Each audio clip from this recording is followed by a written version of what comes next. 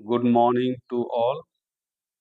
प्रभु यीशु मसीह के पवित्र नाम में आप सभी का मेरा अभिवादन। मैं आज आपके साथ पवित्र शास्त्र बाइबल के उत्पत्ति नामक पुस्तक का परिचय साझा करूंगा।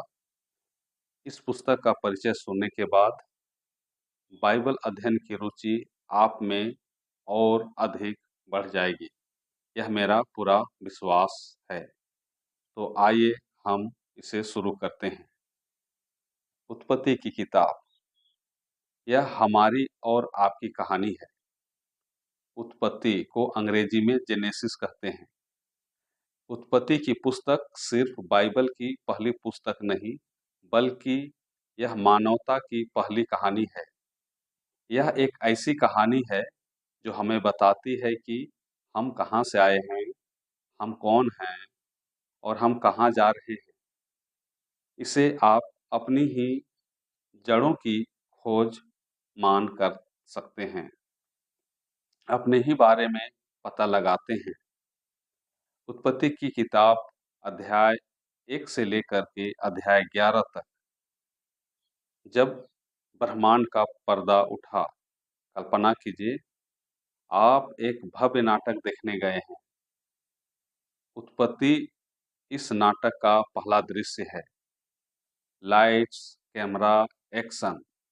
परमेश्वर ने एक शब्द कहा और अंधेरे में रोशनी आ गई।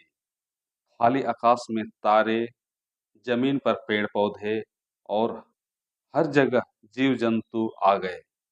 यह सृष्टि की कहानी है, इतनी विशाल और सुंदर कि हर कोई इसे देखकर दंग रह जाए। नायक का जन्म और गलती। फिर इस कहानी का नायक आता है, इंसान। उसे परमेश्वर ने अपने ही जैसा बनाया, अपने ही स्वरूप के अनुसार, अपनी समानता में बनाया। लेकिन हर अच्छी कहानी में एक मोड़ आता है। इंसान ने एक छोटी सी गलती की और इसी गलती ने पूरी कहानी को बदल दिया। दुख, संघर्ष और मौत इस दुनिया में आ गए।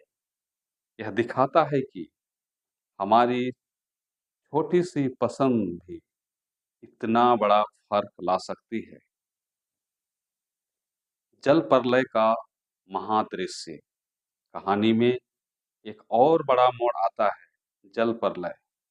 जब दुनिया पाप से भर गई तो परमेश्वर ने इसे एक बड़े सैलाब से साफ करने का फैसला किया। लेकिन एक आदमी जिसका नाम नूह है और उसके परिवार को बचा लिया गया। यह हमें सिखाता है कि बुराई के बाद भी एक नई शुरुआत हमेशा संभव है। उत्पत्ति किताब अध्याय 12 से लेकर के अध्याय 50 तक परिवार और संघर्ष की गाथा, यह कहानी का दूसरा भाग है जो एक परिवार पर केंद्रित है। पितामह की यात्रा। कहानी एक साधारण आदमी अब्राहम से शुरू होती है। परमेश्वर उसे एक महान राष्ट्र का पिता बनने का वादा करता है। यह किसी भी व्यक्ति की कहानी हो सकती है जिसे परमेश्वर ने एक खास मकसद के लिए चुना हो। भाईचारे का ड्रामा। फिर आती है यूसुफ की कहानी, जो किसी बॉलीवुड फिल्म की तरह है। उसके भाई उसे जलते हैं और उसे बेच देते हैं। वह गुलाम बन जाता है और जेल जाता है, लेकिन अंत में अपने बुद्धिमानी से मिस्र का प्रधानमंत्री बन जाता है। सबसे रोमांचक हिस्सा यह है कि जब वह अपने भाइयों से मिलता है तो वह बदला नहीं लेता, बल्कि उन्हें माफ कर देता है।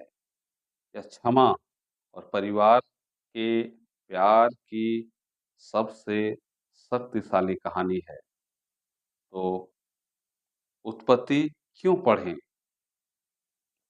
क्योंकि यह सिर्फ एक पुरानी किताब नहीं है, यह आपकी कहानी है, हम सब की कहानी है, हमारी कहानी है।